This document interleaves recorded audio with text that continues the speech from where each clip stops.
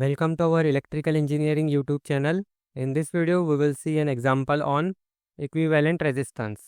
To download our Electrical Engineering app, you can visit this website link electrical-engineering.app. This website is especially designed for electrical and electronics engineering students. Question: find equivalent resistance between terminals A and B. Now here for this circuit, we have to determine its equivalent resistance between terminal A and B.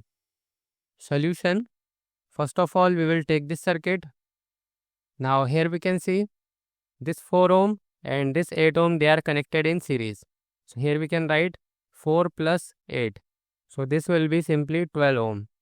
Again we can redraw this circuit and we can replace these two resistors by a single resistance of 12 ohm. So let's replace it.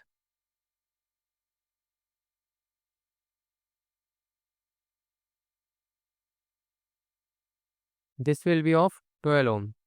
Now here we can see this 12 ohm and this 6 ohm, they are connected in parallel. So 12 ohm parallel with 6 ohm, it will be 12 into 6 divided by 12 plus 6. If we solve this in calculator, we get 12 into 6 divided by 12 plus 6. So it is 4 ohm. Now here we can replace these two resistors by a single resistance value of 4 ohm.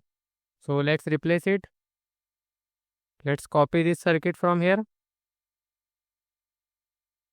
Now we can replace these two resistors by a single resistance value of 4 ohm. So let's replace. Now this will be of 4 ohm. Now here we can clearly see this 4 ohm and this 4 ohm and this 8 ohm, they are connected in series. So final RAB, the resistance between terminal A and B will be 4 plus 4 plus 8. So 4 plus 4 plus 8. So it will be 16 ohm. So therefore RAB is equal to 16 ohm.